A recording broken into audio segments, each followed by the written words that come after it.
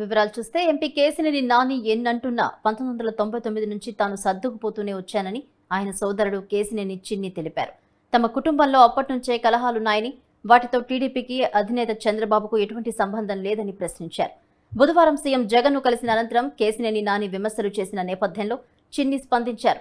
తమ కుటుంబంలో దశాబ్దాలుగా సమస్యలున్నాయన్నారు. ఎంపీ టికెట్ ఇచ్చి 2 సార్లు ఆదరించిన నందమూరి, నారా కుటుంబాలను విమర్శించే స్థాయి నానికి లేదన్నారు. అమరావతిని సర్వనాశనం చేసిన జగన్ దగ్గరికి నాని చేరడాన్ని విజయవాడ ప్రజలు హర్షించారన్నారు. చంద్రబాబు పెట్టిన రాజకీయ భిక్షను మరచి మాట్లాడడం తగదన్నారు. స్టిక్కర్ గురించి తన భార్యపై అలాగే దొంగ కేసు పెట్టారని, కుటుంబం పార్టీ విషయాలు కలపకూడదని ఏ రోజు తాను మాట్లాడలేదని తెలిపారు. యువగళం పాదయాత్రలో నారా లోకేష్ వెంట లక్షలాది మంది ప్రజలు, కార్యకర్తలు నడిచారన్నారు. విజయవాడకు హెచ్సిఎల్ సహా ఎన్నో సంస్థలు వచ్చాయంటే దానికి కారణం ఆయనే అని తెలిపారు. ఎంతో మంది మహామహులు విడినా టీడీపీకి ఏమీ కాదన్నారు. చంద్రబాబు నాయుడు గారు, మీకు మేము మా కుటుంబ సభ్యులందరూ తరపున మేము సారీ చెప్తున్నాం. ఎందుకంటే నిజంగా మా ఇబ్బందులని తీసుకొచ్చి మీరు పెట్టారని ఆయన వ్యాఖ్యానించడం చాలా దురదృష్టకరం. అంతేకాకుండా ఆయన ఒక విషయం చెప్పారు, నారా లోకేష్ గారి స్థాయి ఏంటని. ఒక్కడి గుర్తుంచుకో నాని గారు, ఆయన ఒక మాజీ ముఖ్యమంత్రి మనవడు, ఒక ముఖ్యమంత్రి తనయుడు. అంతేకాకుండా ఆయన యువగళం పాదయాత్ర మొదలైతే లక్షలాది మంది తెలుగుదేశం అభిమానులు, కార్యకర్తలు, ప్రజలు ఆయన వెన్నంటి నడిచి ఆయన యొక్క నాయకత్వ పటిమేంటో తెలిపారు. మన కుటుంబం స్థాయి ఆ కుటుంబాలని విమర్శించే స్థాయి కాదు, మనం ఆయన్ని విమర్శించే స్థాయిలో మనం లేవు. ఇవాళ విజయవాడ నగరంలో ఒక హెచ్సిఎల్ వచ్చింది, లేకపోతే రకరకాల సాఫ్ట్వేర్ సంస్థలు వచ్చినాయి అంటే ఆ లోకేష్ గారి హయాంలోనే వచ్చినాయి. మీరు ప్రతిదాకా ఒకటే చెప్తారు, నేను చాలా స్ట్రైట్గా ఉంటాను, నా స్థాయి రతన్ టాటా స్థాయి అంతేకాకుండా మోడీ స్థాయి అంటున్నారు. మన స్థాయి నిర్ణయించాల్సింది ప్రజలు, పార్టీ కార్యకర్తలు. అంతేగాని మనం ఎప్పటికప్పుడు డబ్బా కొట్టుకోకూడదు, నా స్థాయి అది ఇదని. మీ స్థాయి మీరు తెలుసుకోండి. ఇక లాస్ట్గా చివరిగా నేను చెప్పదలిసింది ఏంటంటే, ఇవాళ ఆంధ్రప్రదేశ్ ప్రజలందరూ అమరావతి ఎప్పుడు రాజధాని వస్తుందా, చంద్రబాబు నాయుడు గారు ఎప్పుడు వస్తారా, అమరావతి రాజధాని చూసుకుందామని, ముఖ్యంగా విజయవాడ ఎన్టీఆర్ జిల్లా ప్రజలందరూ ఎప్పుడెప్పుడు అమరావతిని చూసుకుందామని కోరిక బలంగా నాటుకున్న వేళ మీరు అనేదేంటి, అమరావతి ఒక వేస్ట్ అన్నట్టు మాట్లాడారు. మీకు ఇంతకన్నా దౌర్భాగ్యం మీరే చెప్పారు చాలాసార్లు. జగన్ ఒక అవినీతిపరుడు, అమరావతిని 3 రాజధానులని అమరావతిని చెడగొడుతున్నారు, ఇట్లా రకరకాల వ్యాఖ్యలు చేసిన మీరే ఇవాళ వచ్చి అమరావతిని ఇక్కడ వేస్ట్, 3 రాజధానులే ముద్దని నీవు జగన్ని కౌగులించుకుంటే ఇంతకన్నా దౌర్భాగ్యం ఇంతకన్నా లేదని నేను అందరికీ సర్వనీయంగా చెబుతూ, ఇటువంటి మా కుటుంబంలో జరిగిన విషయాలన్నీ అవి మా వ్యక్తిగతం, పార్టీకి ఎటువంటి సంబంధం లేదు. పార్టీ రాకముందు నుంచి ఈ విషయాలు జరుగుతూనే ఉన్నాయి. నేనేదో సేవా కార్యక్రమాలు చేద్దాం, కరోనా తర్వాత రాష్ట్రం ఇబ్బందుల్లో ఉంది, ప్రజలు ఇబ్బందుల్లో ఉన్నారు, చంద్రబాబు నాయుడు గారు ముఖ్యమంత్రిగా కూడా లేరు, విపత్కర సమయాల్లో చంద్రబాబు నాయుడు గారు యువతకు అసలు ఉద్యోగాలు లేవు అని నేను ప్రజలకు సేవ చేద్దాం, ఎంతో కొంత నేను సంపాదించిన దాంట్లో ఎంతో కొంత ప్రజల సేవా కార్యక్రమంలో నిమగ్నమై వచ్చానని చెప్తున్నా. ఏ రోజు నేను ఎంపీ కింద ఉంచుంటానని అనలేదు, ఏ రోజు మీతో గొడవ ఉందని అనలేదు. మీరు పలుమార్లు మీడియాల్లో నన్ను చులకనగా మాట్లాడినా కూడా కుటుంబ బాధ్యత కింద నేను ఎక్కడా కూడా. ఏపీ ఆర్థిక పరిస్థితిపై ప్రతిపక్షాలు అసత్యాలు ప్రచారం చేస్తున్నాయని ఆర్థిక మంత్రి బుగ్గన రాజేంద్రనాథ్ రెడ్డి ఆగ్రహం వ్యక్తం చేశారు. ఏ ఆధారంగా ఏపీ ఆర్థిక పరిస్థితిపై ప్రతిపక్షాలు మాట్లాడుతున్నాయని ప్రశ్నించారు. బాబు అనుకూల మీడియా రాసేవన్నీ తప్పేనని స్పష్టం చేశారు. 5 ఏళ్ల టీడీపీ ప్రభుత్వ పాలనలో అప్పు 22% పెరిగిందన్నారు. టీడీపీ హయాంలో 2,71,797 కోట్ల అప్పులు చేశారన్నారు. అదే వైసీపీ ప్రభుత్వంలో 4 నెలలలో 12% మాత్రమే అప్పులు జరిగాయని తెలిపారు. ఏపీ ఆర్థిక పరిస్థితిపై ప్రతిపక్షాలు అసత్య ప్రచారం చేస్తున్నాయని మండిపడ్డారు. 13 లక్షల కోట్ల అప్పు చేశామని చంద్రబాబు చెప్తున్నారని అన్నారు. అప్పులపై నోటికి ఎంతొస్తే అంత మాట్లాడుతున్నారని ఆగ్రహం వ్యక్తం చేశారు. ఏ ఆధారంగా ఏపీ ఆర్థిక పరిస్థితిపై మాట్లాడుతున్నారని ప్రశ్నించారు.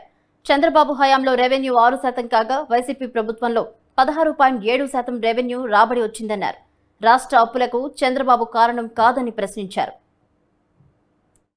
కారణం ఎవరంటే, అసలు నిజం చెప్పాలంటే అసలు అప్పు ఉంది, అప్పు అయింది, 2 లక్షలు 3 లక్షల కోట్లు అప్పు అయింది, నేను కాదనిలే. కారణం ఎవరండి? అప్పు నేను చెప్పనా? కారణం ఎవరు?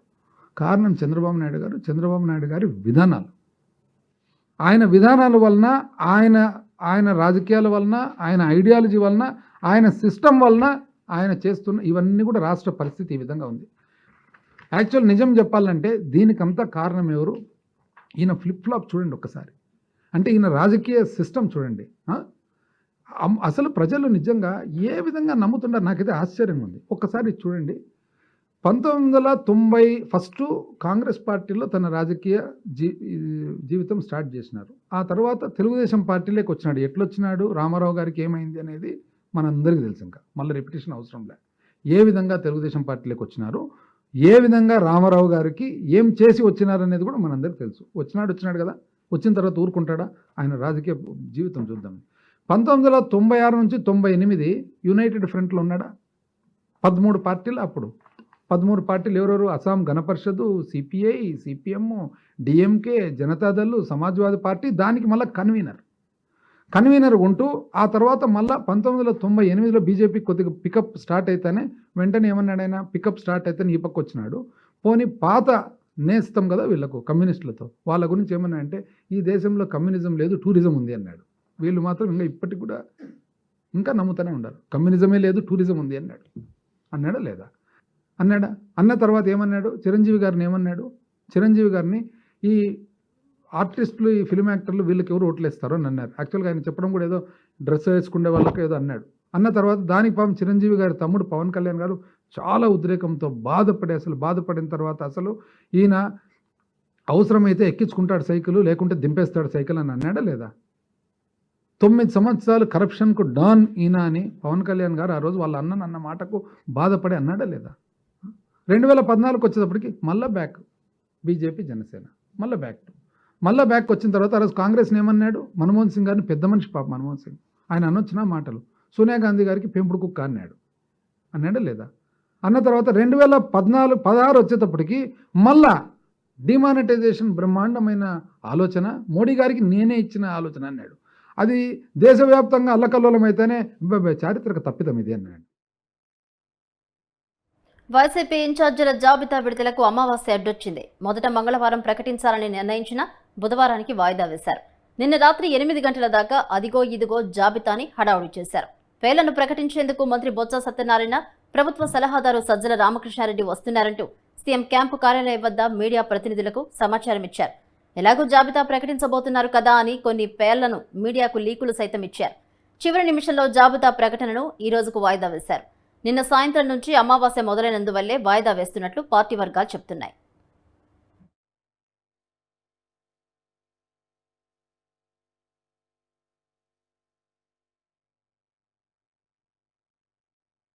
ఇన్ఛార్జీల మార్పులు చేర్పులు సర్దుబాట్లు నిన్నటి వరకు కొనసాగాయి. పలువురు ఎమ్మెల్యేల నేతలు సీఎం క్యాంపు కార్యాలయానికి చేరుకుని వారి టికెట్లకు భరోసా ఉందా లేదా అని ముఖ్య నేతలు సీఎం కార్యదర్శిని కలిసి నిర్ధారించుకున్నారు.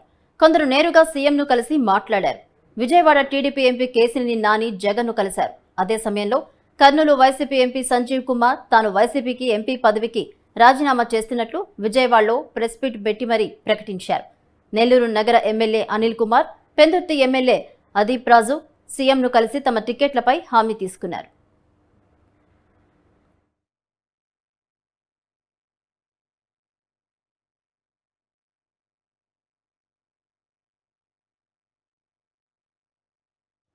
మండపేటలో పార్టీ ఇన్ఛార్జిగా ఉన్న ఎమ్మెల్సీ తోట త్రిమూర్తులు 2-3 రోజులుగా సీఎం క్యాంపు కార్యాలయానికి వస్తున్నారు. ఆయన్ను మండపేట నుంచే ఈసారి పోటీ చేయాలని సీఎం స్పష్టం చేశారు. ఆ విషయాన్ని త్రిమూర్తులు తర్వాత వెల్లడించారు.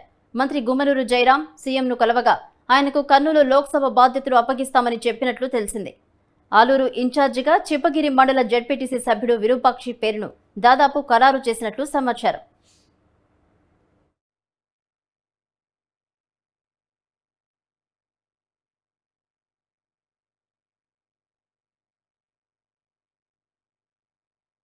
ఎన్టీఆర్ జిల్లా తిరువూరు ఎమ్మెల్యే రక్షణ నిధికి మంత్రి పదవికి కట్టబెడతామన్న వైసీపీ పెద్దలు ఇప్పుడు టికెట్ విషయంలో భరోసా ఇవ్వడం లేదు.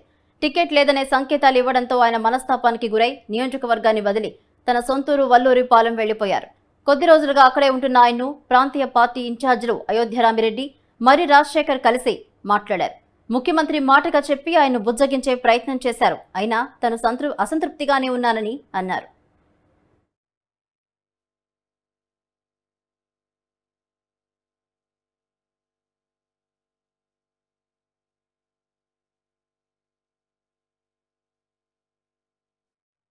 నెల్లూరు ప్రస్తుత ఎంపీ నెల్లూరు గ్రామీణ అసెంబ్లీ నియోజకవర్గ వైసీపీ ఇన్ఛార్జ్ ఆదాల ప్రభాకర్ రెడ్డితో ఒంగోలు వైసీపీ ఎంపీ మాగుంట శ్రీనివాసరెడ్డి భేటీ అయ్యారు. నెల్లూరులోని ఆదాల ఇంట్లో జరిగిన ఈ సమావేశాన్ని వైసీపీ పెద్దలు తీవ్రంగా పరిగణించారు. మాగుంట కొంతకాలంగా వైసీపీ పెద్దకు దూరంగా జరిగినట్లు పార్టీలో చర్చ సాగుతోంది. ఈ నేపథ్యంలోనే ఆయన ఆదాలను కలవడంపై వైసీపీ పెద్దలు అనుమానపడుతున్నట్లు తెలిసిందే. అయితే ఆదాలను తాడేపల్లికి పిలిచి మాట్లాడారు. మాగుంటతో సమావేశం వ్యవహారాన్ని ఖండించాలన్నారు.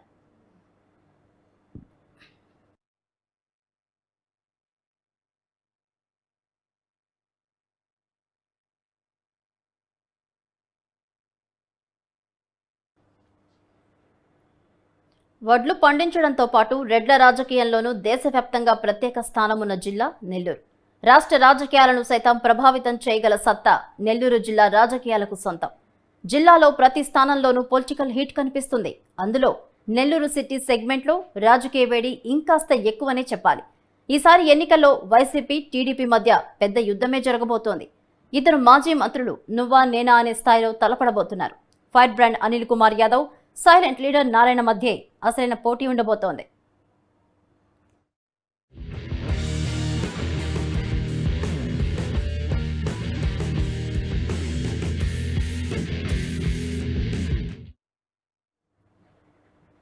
దాంతో జిల్లాలో అందరి చూపు ఈ సెగ్మెంట్ మీదే ఉంది. అయితే నెల్లూరు పెద్ద రెడ్లంతా అనిల్ కు సహకరిస్తారా లేదా అన్నదే ఇక్కడ బిగ్ క్వశ్చన్.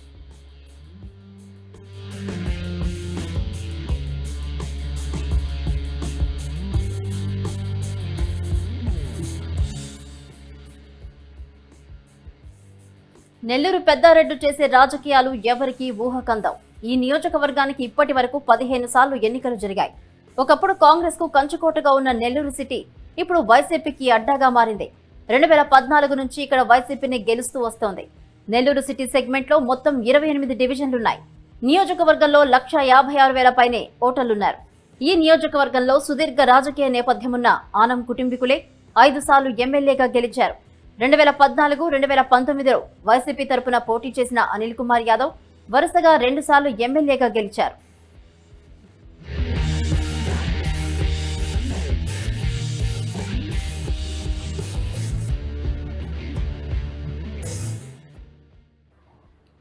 ఏపీ రాజకీయాల్లో నెల్లూరు అంటే వైసీపీకి కంచుకోట. 2019 ఎన్నికల్లో జిల్లా మొత్తాన్ని క్లీన్ స్వీప్ చేసేసింది వైసీపీ. ఉమ్మడి జిల్లాలో ఉన్న 10 నియోజకవర్గాల్లో వైసీపీ అభ్యర్థులే విజయడంకా మోగించారు. అంతకుముందు 2014 ఎన్నికల్లోనూ వైసీపీ 7 స్థానాలు గెలిచింది. కానీ ఈసారి ఆ పరిస్థితి కనిపించడం లేదు. జిల్లాలో 3 ఎమ్మెల్యేలు వైసీపీకి దూరంగా జరగడంతో మొత్తం పొలిటికల్ సీనే మారిపోయింది. పైగా ఇటీవలే జరిగిన ఎమ్మెల్సీ ఎన్నికల్లో టీడీపీ విజయం సాధించడంతో జిల్లాలో ఆ పార్టీకి కొంత గ్రాఫ్ పెరిగిందనే చెప్పాలి. దీంతో రాబోయే ఎన్నికల్లో వైసీపీ, టీడీపీ మధ్య పోరు మామూలుగా ఉండదనే చర్చ జరుగుతోంది. ముఖ్యంగా నెల్లూరు సిటీలో పొలిటికల్ వార్ ఓ రేంజ్ లో ఉండబోతుందనేది పరిశీలకుల అంచనా.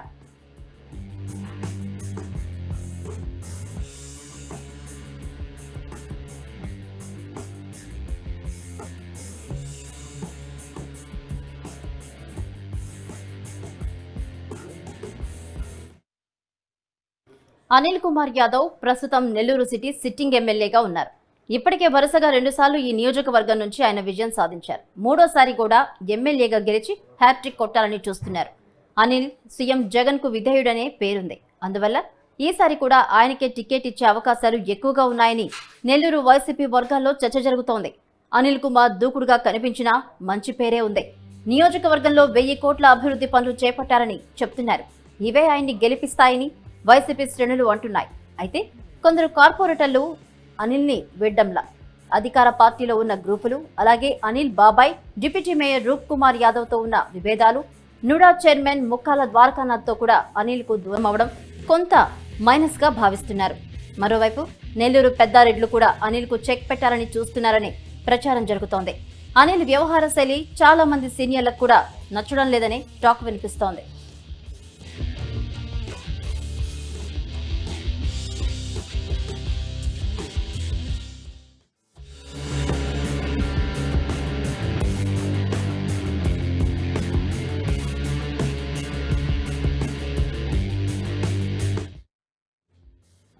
దశాబ్దాలుగా నెల్లూరు రాజకీయాలను శాసిస్తుంది రెడ్లే. వాళ్ల సపోర్ట్ లేకుండా రాజకీయ మనుగడ సాధించడం కష్టమనే అభిప్రాయాలు ఉన్నాయి. అయినప్పటికీ బీసీ నేతగా రాజకీయాల్లో ఎదిగిన అనిల్ మంత్రి పదవి పొంది తనకంటూ ప్రత్యేక గుర్తింపు తెచ్చుకున్నారు. అయితే మంత్రిగా ఉన్నప్పుడు పెద్దరెడ్లకు, సీనియర్లకు అనిల్ అంత గౌరవం, మర్యాద ఇచ్చేవారు కాదనే విమర్శలు ఉన్నాయి. ఆనం, కాకాని లాంటి నేతలను కూడా వారిని నియోజకవర్గాలకే పరిమితం చేశారనే వాదనుంది. ఇప్పటికీ మంత్రి కాకాని, ఎంపీ ఆదాల ప్రభాకర్ రెడ్డిలతో అనిల్కు విభేదాలున్నాయనే ప్రచారం సాగుతోంది. జిల్లాలో ఉన్న రెడ్డి సామాజిక వర్గ ఎమ్మెల్యేలు ఏ పార్టీలో ఉన్నా అవసరం అనుకున్నప్పుడు అంతా ఏకమవుతారనేది జిల్లాలో చాలాసార్లు ప్రూవ్ అయింది. ఇప్పుడు నెల్లూరు పెద్దారెడ్లది ఉమ్మడి టార్గెట్ అనిల్ కుమార్ అనే ప్రచారం జరుగుతోంది. రాజకీయంగా కొన్ని ప్రతికూల పరిస్థితులు ఉన్నప్పటికీ అనిల్ మాత్రం దూకుడు తగ్గించడం లేదు. తనకు సీఎం జగన్తో పాటు నెల్లూరు సిటీ ప్రజల ఆశీస్సులుంటే చాలు, ఈజీగా గెలుస్తామని ధీమాలో ఉన్నారు.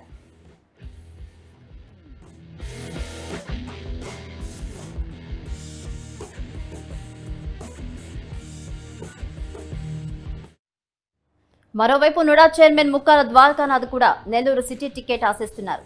ఆయనకు వైశ్య కమ్యూనిటీల నుంచి మంచి పట్టుంది.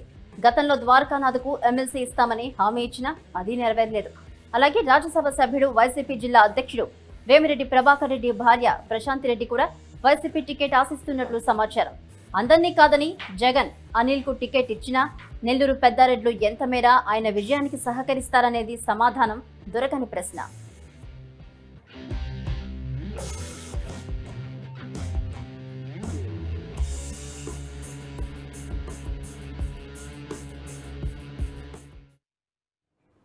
కాకినాడ జిల్లా కిల్లంపూడిలో ముద్రగడ పద్మనాభంను టీడీపీ ఉపాధ్యక్షుడు జ్యోతుల నెహ్రూ కలిశారు.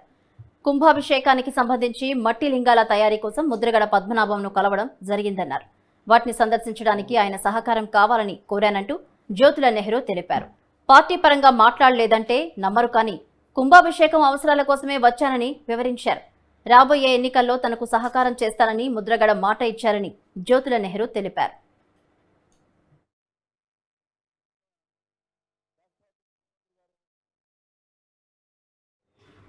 ఆంధ్రప్రదేశ్లో మరో కుటుంబ రాజకీయ పోరాటం వీధికెక్కనుంది. దివంగత వైఎస్ రాజశేఖర్ రెడ్డి బతికి ఉన్నంత కాలం ఆయన కుటుంబం అంతర్గత కలహాలు కానీ, అభిప్రాయ భేదాలు కానీ ఎప్పుడూ బయటకు రాలేదు. అన్నమాట జవదాటని తమ్ముడిగా దివంగత నేత వివేకానందరెడ్డి కూడా వైఎస్ఆర్ కనుసన్నల్లోనే నడుచుకున్నారు. ఇప్పుడు పరిస్థితులు మారాయి. వైఎస్ కుటుంబం కథా చిత్రం ప్రసార మాధ్యమాలకు మసాలా అందించనుంది. వైఎస్ఆర్ కుమార్తె షర్మిల కాంగ్రెస్లో తన పార్టీని విలీనం చేయడంతో ఆంధ్రప్రదేశ్లో ఈ కుటుంబ కథా చిత్రం ప్రారంభమైంది. ఇప్పటి వరకు నందమూరి, నారా కుటుంబాల మధ్య నడిచిన ఫ్యామిలీ డ్రామా ఇప్పుడు వైఎస్ కుటుంబంలోకి కూడా ప్రవేశించింది.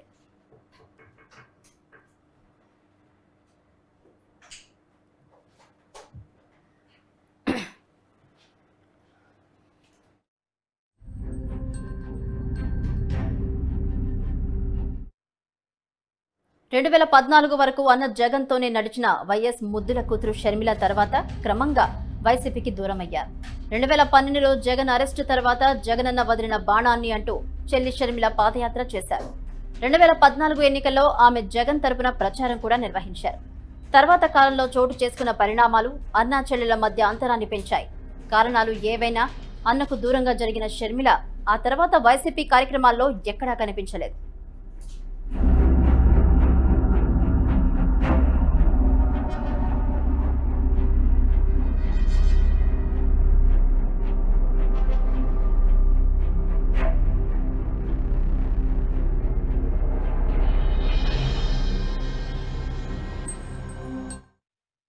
రెండు 2019లో జగన్ ముఖ్యమంత్రి ప్రమాణ స్వీకారంలో కూడా షర్మిల ఆచూకీ కనిపించలేదు. చివరకు తండ్రి సమాధి వద్ద కూడా ఈ అన్నా చెల్లి మాట్లాడుకున్న దృశ్యాలు కనిపించలేదు.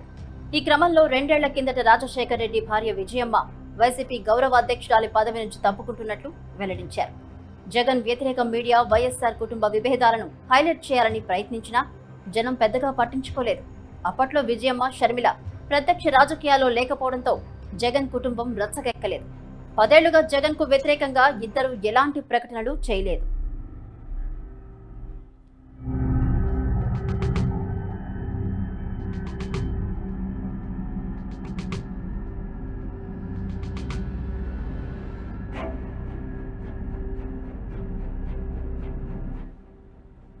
తన తండ్రి రాజకీయ వారసత్వాన్ని వదులుకోవడం ఇష్టం లేక షర్మిల తెలంగాణ రాజకీయాల్లోకి ప్రవేశించారు. అక్కడ ఆమెకు పెద్దగా ఆదరణ లభించకపోవడంతో మొన్నటి ఎన్నికల బరి నుంచి తప్పుకొని కాంగ్రెస్ పార్టీకి మద్దతిచ్చారు. ఇప్పుడు కాంగ్రెస్ లో తన పార్టీ వైఎస్ఆర్టీపీని విలీనం చేసి ఏపీ రాజకీయాల్లోకి రంగప్రవేశం చేస్తున్నారు. ఇకపై ఏపీ రాజకీయాల్లో మరో కుటుంబ వివాదం రచ్చకెక్కనుంది. వైఎస్ఆర్ నిజమైన వారసులు ఎవరనే విషయం నుంచే మాటల యుద్ధం మొదలవనుంది. ఎన్నికల సమయంలో అన్న జగన్ మీదకు షర్మిలను ఉసిగొల్పేందుకు కాంగ్రెస్ పార్టీ పథకాలు రచిస్తోంది.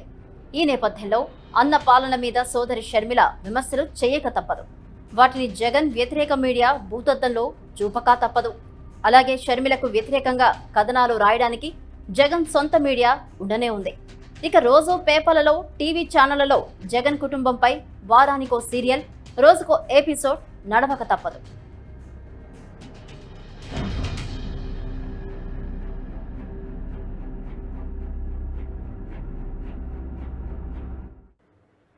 గడిచిన 5 ఏళ్లుగా నెల్లూరు నగరంలో అభివృద్ధి శూన్యమని మాజీ మంత్రి పొంగూరు నారాయణ సతీమణి రమాదేవి ఆరోపించారు.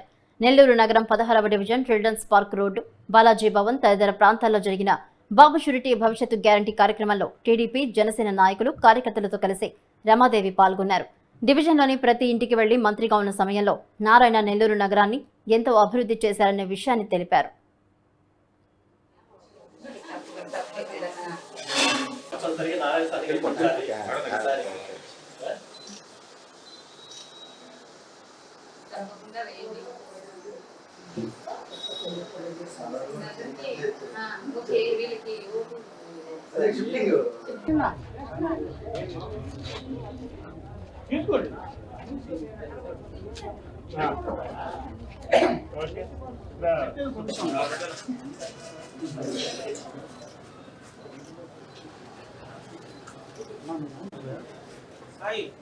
నెల్లూరు వాసులందరికీ మరొక్కసారి నమస్కారం అండి. ఈరోజు ఉదయం 16వ డివిజను 8వ లైను సాయి నవీన్ ప్యారడైజ్ నుంచి అపార్ట్మెంట్లో నుంచి ప్రచారాన్ని మళ్ళీ కొనసాగించటం జరిగింది. అపార్ట్మెంట్లో ఉన్న వాళ్ళందరినీ ప్లస్ ఈ వీధిలో ఉన్న వాళ్ళందరినీ వరుసగా ప్రతి ఒక్కళ్ళని ఇంటికి వెళ్ళి ఓటుని అభ్యర్థించడం జరిగింది. ఏదైతే మనకి అభివృద్ధి ఈ 5 సంవత్సరాలుగా ఆగిపోయిందో, అంతకుముందు నారాయణ గారు ఏ రకంగా డెవలప్ చేశారు, ఆ తర్వాత ఈ 5 సంవత్సరాలు ఏ విధంగా కుంటుపడిపోయింది అని కూడా అనలేము, ఆగిపోయిందో వాటన్నిటినీ ఒకసారి వాళ్ళకి గుర్తు చేయటము. మేము గుర్తు చేసేదానికి ముందే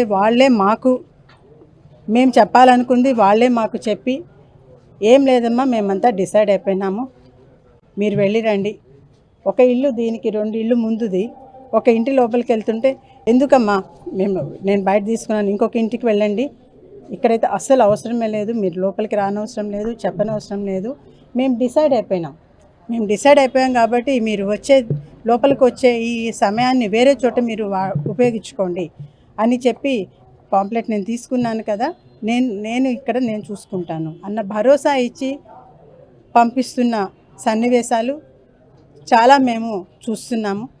ఇది ఎంతో ఆనందదాయకం అండ్ మాకు అత్యుత్సాహాన్ని ఇచ్చి ముందుకు నడిపిస్తోంది. థ్యాంక్స్ అండి మీరు ఇస్తున్న సపోర్టుకి. నెల్లూరు నగరం తనని తానే నమ్మే స్థితిలో లేని రాష్ట్ర ముఖ్యమంత్రి జగన్మోహన్ రెడ్డి తన పార్టీలోని శాసనసభ్యులు, జిల్లా నేతలను నమ్మడం ఎప్పటికీ జరగదని టీడీపీ నెల్లూరు పార్లమెంట్ అధ్యక్షుడు అబ్దుల్ అజీజ్ అన్నారు. రానున్న ఎన్నికల్లో ఓటమి భయమే ఇందుకు ప్రధాన కారణమని ఆయన వ్యాఖ్యానించారు. రాష్ట్రంలో అధికారంలో ఉన్న జగన్మోహన్ రెడ్డి ప్రభుత్వానికి, గత టీడీపీ ప్రభుత్వానికి మధ్య వ్యత్యాసాలను తెలిపారు. ముఖ్యమంత్రి జగన్మోహన్ రెడ్డిపై తీవ్రస్థాయిలో ధ్వజమెత్తారు. ప్రతిపక్ష నేతగా పాదయాత్ర చేసిన జగన్మోహన్ రెడ్డి తాను అధికారంలోకి వచ్చాక ఎన్నో చేస్తానని హామీలిచ్చారని అన్నారు. ముఖ్యమంత్రిగా ఆ హామీలలో ఏ ఒక్కటి నెరవేర్చలేదన్నారు. రానున్న ఎన్నికల్లో ఓటమి తప్పదన్న విషయం జగన్మోహన్ రెడ్డి కూడా తెలుసునని, అయినా మేకపోతు గాంభీర్యం ప్రదర్శిస్తున్నారని వ్యంగ్యాస్త్రాలు సంధించారు.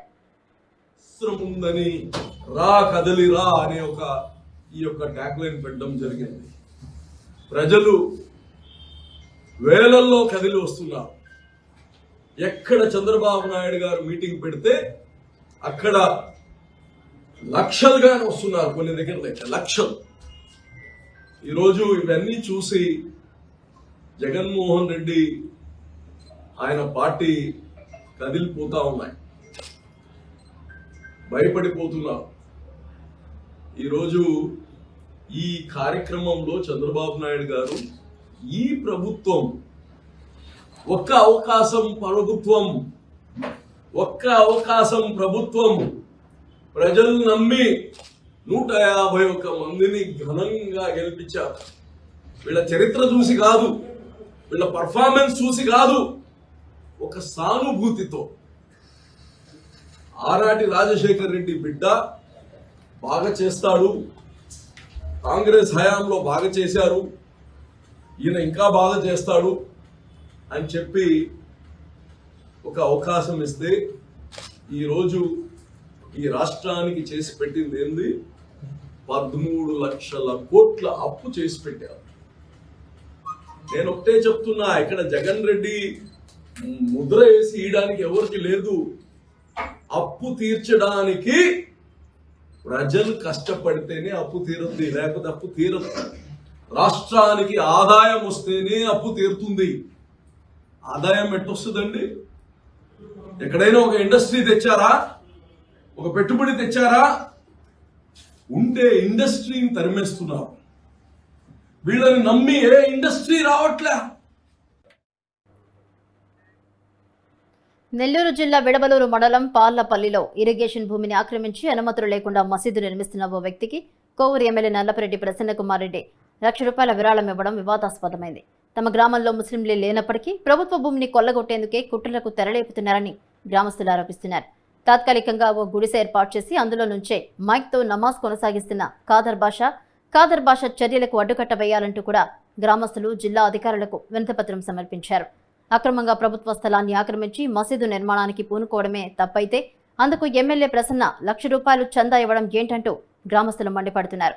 అక్రమ మసీదు నిర్మాణాన్ని అధికారులు అడ్డుకొని చర్యలు చేపట్టాలని డిమాండ్ చేస్తున్నారు.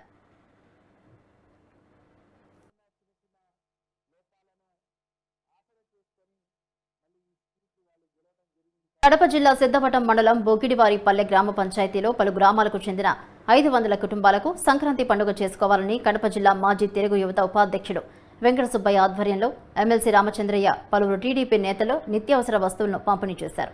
గత టీడీపీ ప్రభుత్వం ప్రతి పండగకు చంద్రన్న కానుకిచ్చేది, కానీ వైసీపీ ప్రభుత్వంలో జనాలు దోచుకోవడం తప్పితే పంచేదేమీ లేదని రామచంద్రయ్య అన్నారు. వైసీపీ ప్రభుత్వం అరాచక పాలన కొనసాగిస్తుందని, ఇవన్నీ చూడలేకనే వైసీపీని వీడి సొంత గూటికి వచ్చానని రామచంద్రయ్య అన్నారు.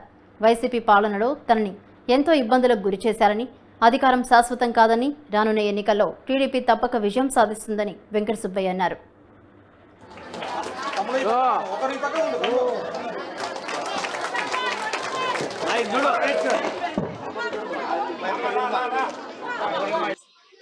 వెంకట సుబ్బయ్య గారికి నేను ఒకటి చెప్తున్నాం, మీ అందరికీ ఈ నాయకుల పరిపాలన లేదు ఇక్కడ కాదు, మొత్తం రాష్ట్రం కల్నాయకులు పరిపాలిస్తాం.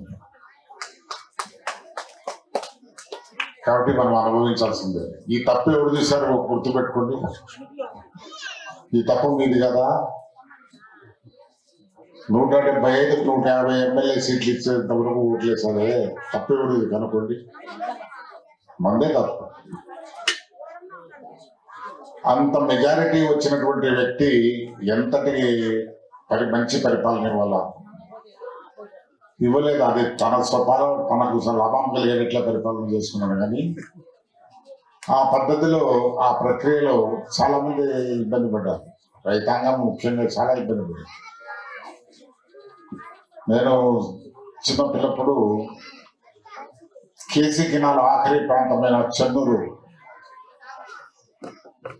చెన్నూరులో రోజు 8-10 ట్రక్కులు పోయేది, లారీలు టాస్కు హైదరాబాద్కు చెన్నైకి. అటువంటి దాంట్లో మంచి ఆదాయం వచ్చేది. వాళ్ళు పొలాలు బీడు పెట్టారు. వ్యవసాయం ఏ పరిస్థితిలో ఉందో చూడండి. దీనికంతా కారణం ఎవరు? మనం ఎన్నుకున్న కల్నాయకులే. ప్రభుత్వ విధానాలపై సోషల్ మీడియాలో విమర్శలు పోస్టులు పెట్టిన ఎన్ఆర్ఐ యశ్వంత్ సిఐడి విచారణకు హాజరయ్యారు. అమెరికాలో ఉంటున్న యశ్వంత్పై గతంలో కేసు నమోదైంది. అయితే తల్లి ఆరోగ్యం బాగాలేదని గత డిసెంబర్ 23వ తేదీ ఇండియాకు వచ్చాడు. హైదరాబాద్ ఎయిర్పోర్ట్లో దిగగానే ఏపీ సిఐడి అధికారులు అరెస్ట్ చేసి గుంటూరు కార్యాలయానికి తరలించారు. కోర్టులో హాజరుపరచగా న్యాయమూర్తి రిమాండ్ తిరస్కరించి యశ్వంత్ పాస్పోర్ట్ తిరిగి ఇచ్చేయాలని ఆదేశించారు.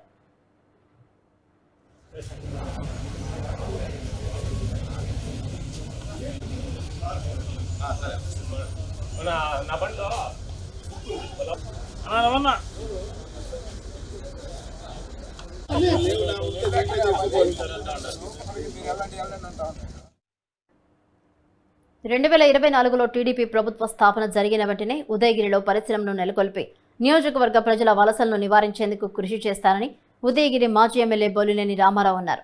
నియోజకవర్గంలో పర్యటించిన ఆయన టీఎన్ఎస్ఎఫ్ ఆధ్వర్యంలో ఏర్పాటు చేసిన కార్యక్రమంలో పాల్గొన్నారు. వైసీపీ నుంచి రామారావు సమక్షంలో పలువురు టీడీపీలో చేరగా వారికి పార్టీ కండువా కప్పి ఆహ్వానించారు.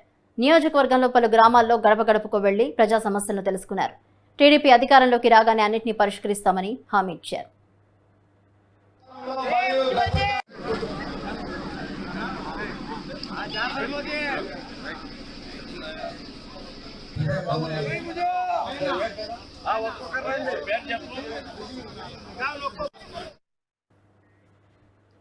సెల్ టవర్ నిర్మిస్తే రేడియేషన్తో ప్రజల రోగాల బారిన పడతారని అనంతపురం జిల్లా చెట్నేపల్లిలో కాలనీ వాసులు జనసేన పార్టీ నేతలు ఆందోళన చేపట్టారు.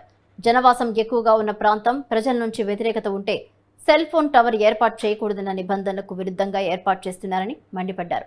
సంబంధిత అధికారులకు ఎన్నిసార్లు ఫిర్యాదు చేసినా పట్టించుకోవట్లేదని కాలనీ వాసులు తెలిపారు. టవర్ నిర్మాణం నిలిపితే వేయకపోతే స్థానికుల సహకారంలో ఆందోళన తీవ్రతరం చేస్తామని జనసేన నాయకులు తెలిపారు. జియో టవర్ ఏర్పాటు చేయాలని చెప్పి ప్రయత్నం చేస్తున్నారు. కానీ ఈ విషయం అంటే జియో టవర్ ఏర్పాటు చేయడానికి ఎవరు వ్యతిరేకం కాదు. కానీ ముఖ్యంగా ఇక్కడ స్థానిక ప్రజల ఆవేదన ఏంటంటే జనావాసం ఉన్న చోట టవర్ని ఏర్పాటు చేయడం, దీనికి పూర్తిగా వ్యతిరేకము. కొద్దిగా అట్లీస్ట్ ఒక 100 మీటర్ల దూరంలో ఏర్పాటు చేసుకోండి అనేటువంటి ఆవేదన ప్రజలు వ్యక్తం చేస్తున్నారు. దీనికి వీళ్ళు న్యాయ సంబంధంగా ప్రతి ఒక్క సంబంధిత అధికారిని, మున్సిపల్ అధికారులను అయితేనేమి, స్థానిక రెవెన్యూ అధికారులు అయితేనేమి కలిసి వీళ్ళ గోడును చెప్పుకున్నారు. అయినా కూడా 3-4 నెలలుగా కాలయాపన చేస్తూ వాళ్ళ వర్క్ను వాళ్ళు కంటిన్యూ చేస్తూనే ఉన్నారు.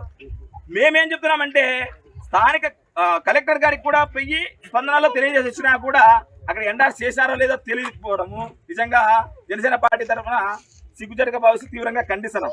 ముఖ్యంగా మేము ఈరోజు మా పార్టీ తరఫున కానీ స్థానికుల ఆవేదన ప్రకారం మేము అనిపిస్తుంది ఏంటంటే నిజంగా ఇది అవసరం అనిపిస్తే కొద్దిగా దూరంగా టవర్ని ఏర్పాటు చేయండి, లేదా మీరు టవర్ని ఏర్పాటు చేయాలన్నప్పుడు ఇక్కడ పర్మిషన్స్ కావాలా. ముఖ్యంగా ఇదంతా అంటే ఏంటంటే పర్మిషన్స్ కి విరుద్ధంగా ఉన్నాయని అని చెప్పి ఇక్కడ ఉన్నటువంటి స్థానిక సర్వే నెంబర్ 1 పర్మిషన్ తీసుకున్నటువంటి దాంట్లో ఉన్నటువంటి సర్వే నెంబర్ 1 అని చెప్పి వీళ్ళ డేటాలోనే కనపడుతుంది. దీనికి సంబంధిత అధికారులు ఖచ్చితంగా అంటే స్పందించి విచారణ చేసి ఈ క్యాన్సిల్ చేయాలని చెప్పి టవర్ని జనసేన పార్టీ ప్రభుత్వానికి ప్రధానంగా డిమాండ్ చేస్తున్నాం. లేని పక్షాన ఖచ్చితంగా అంటే న్యాయ పోరాటం చేస్తామని చెప్పి. తిరుపతి జిల్లా పాకాలలో ఏనుగులు బీభత్సం సృష్టించాయి. పొదిపట్ల బయలుసమి అటవీ ప్రాంతంలో తిష్టవేసిన ఏనుగులు గ్రామ పరిధిలోని అరటి, మామిడి తోటలను ధ్వంసం చేశాయని రైతులు ఆవేదన వ్యక్తం చేస్తున్నారు. నిత్యం తమ పంటలను నాశనం చేస్తున్న అటవీ అధికారులు సరైన చర్యలు తీసుకోవడం లేదని మండిపడుతున్నారు.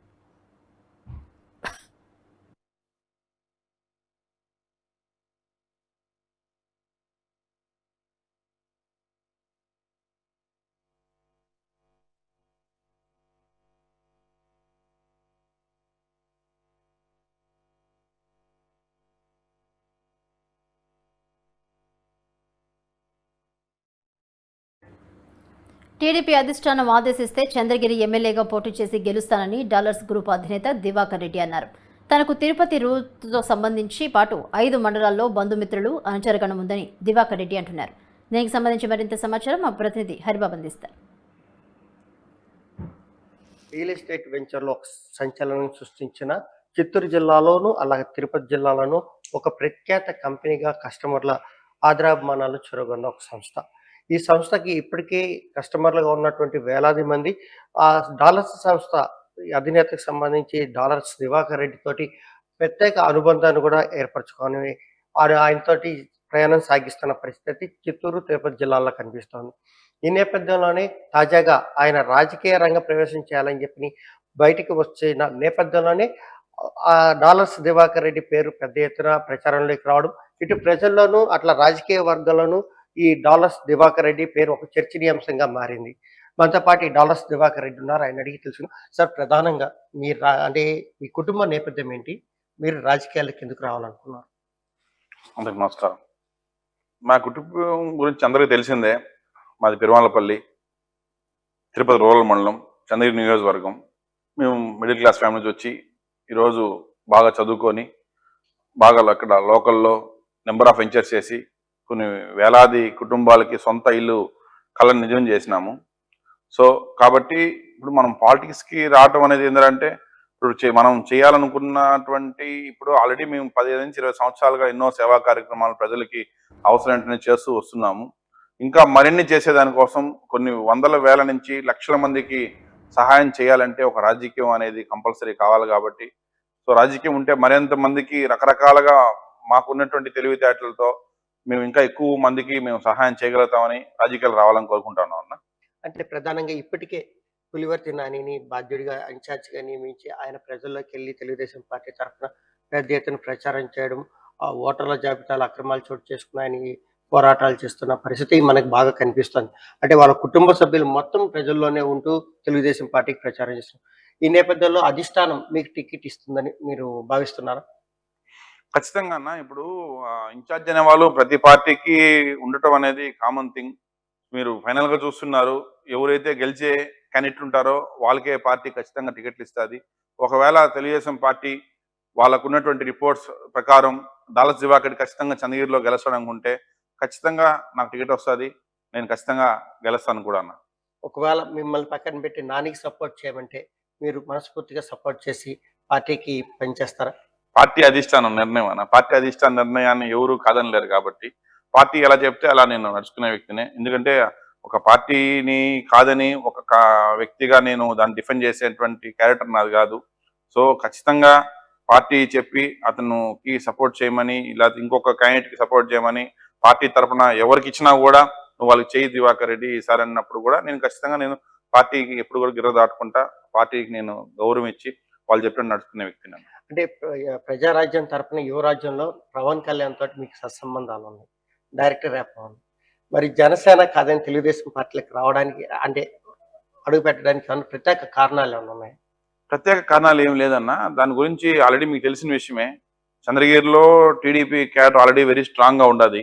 సో ఇంకొక కొంత పర్సెంట్ ఓట్ బ్యాంక్ అని యాడ్ అయితే ఖచ్చితంగా తెలుగుదేశం పార్టీ తరఫున మనం గెలవగలుగుతాము. సో ఆ పర్సెంటేజ్ ఓట్ బ్యాంకు నాకున్నటువంటి నా ఫేస్ వాల్యూతో, నా కంపెనీకి ఉన్నటువంటి బ్రాండ్ వాల్యూతో నాకు ఉండాలి. ఇప్పుడు డాలర్స్ గ్రూప్ సంబంధించి ఇప్పటికే ప్రజల్లో ఒక పెద్ద ఆదరణ, డాలర్స్ కుటుంబ సభ్యులకి డాలర్స్ సంస్థ ద్వారా, డాలర్స్ దివాకర్ రెడ్డి ద్వారా తెలుగుదేశం పార్టీకి ఒక అసెట్గా మారే అవకాశాలు కనిపిస్తున్నాయి. ఎందుకంటే తిరుపతి రూరల్ మండలంతో పాటు 6 మండలాలలో కస్టమర్లు పాటు కుటుంబ సత్సంబంధాలు, కుటుంబ సభ్యులు పెద్ద ఎత్తున ఉన్న నేపథ్యంలో డాలర్స్ గ్రూప్ ద్వారా తెలుగుదేశం పార్టీలో చేరితే తెలుగుదేశం పార్టీ అలవోకగా విజయం సాధించే అవకాశం ఉందని చెప్పి దివాకర్ రెడ్డి చెప్తున్నారు. అదే సేమ్ టైం పార్టీ అధిష్టానం ఏ నిర్ణయం అయితే చెప్తుందో, ఏ పని అయితే చెప్తుందో పార్టీ అధిష్టానానికి నిర్ణయానికి కట్టుబడి తాను ఉంటానని, అధిష్టాన నిర్ణయం శిరోధార్యంగా భావిస్తాను, ఎమ్మెల్యేగా పోటీ చేయమన్నా చేస్తాను, లేదా మరొకరికి మద్దతు ఇచ్చి గెలిపించాల్సిన అవసరం వచ్చినా తాను సిద్ధంగా నాయకుడిగా సిద్ధంగా ఉండి పార్టీకి గెలుపు కోసం పనిచేస్తానని తెలుపుతున్నారు dollar Divakar Reddy. Water studio. Palnadu జిల్లా శావల్యాపురం జిల్లా పరిషత్ హైస్కూల్లో ఆడుదాం ఆంధ్ర క్రీడా పోటీలను వెనుకొండ ఎమ్మెల్యే బొల్లా బ్రహ్మనాయుడు ప్రారంభించారు. ఆడుదాం ఆంధ్ర కార్యక్రమంతో యువతలో నూతన ఉత్సాహం నెలకొంటుందన్నారు. క్రీడా సంబరాలతో పండుగ వాతావరణం తలపిస్తుందని, ఈ క్రీడా పోటీల వల్ల యువతలో ఉన్న నైపుణ్యాన్ని వెలికితీసేందుకు దోహదపడుతుందని ఎమ్మెల్యే తెలిపారు. సీఎం జగన్ ఆరోగ్య సురక్షతో పాటు క్రీడా పోటీలను నిర్వహించిన యువతను ముందుకు నడిపిస్తున్నామని బ్రహ్మనాయుడు అన్నారు.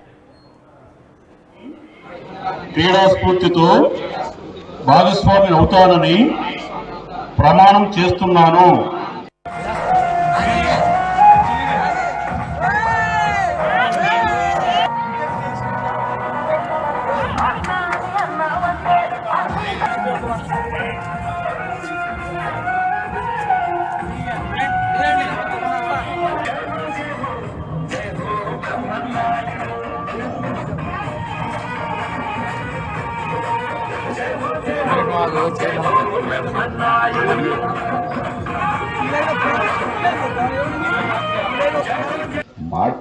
మార్కులు బాగా చదువులోనే రిజల్ట్స్ కాదు, క్రీడల్లో కూడా మంచి రిజల్ట్స్ వచ్చే మండలం శావల్యాపురం మండలం అని ఒక గుర్తింపు మరి అలాగే మహారాష్ట్రలో కూడా బాల్ బ్యాడ్మింటన్ ఆడుతున్న మన ముద్దు బిడ్డ సేవలేపురం ఈ స్కూలు శానంపూడి మన ఈ స్కూలు స్టూడెంట్ సమీర మరి ఇండియాలో 3rd ప్లేస్ వచ్చిందంటే చాలా గొప్ప విషయం. ప్రతి ఒక్కరిని కూడా మనం అట్టడుగున్నటువంటి వాళ్ళకి అవకాశాలు రావాలంటే అవి ఇలాంటి సమయంలోనే ఇలాంటి అవకాశాలు మంచి అవకాశాలు రావడానికి ఎక్కువ అవకాశాలు ఉంటాయి. మనకి వాళ్ళని గుర్తించేదానికి కూడా ఇది ఒక పెద్ద వేదిక.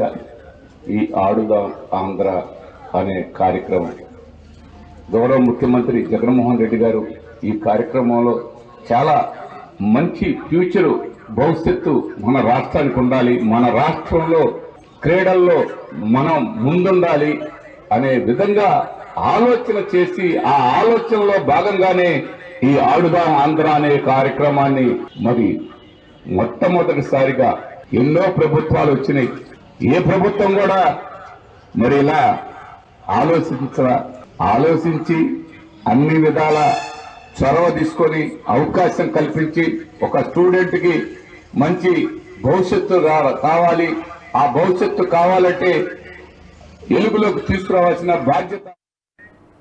ఇదే ఇవాల్టి నా ఊరు నా వార్త. Keep watching news 360. నిజం ఆలోచనను మారుస్తుంది.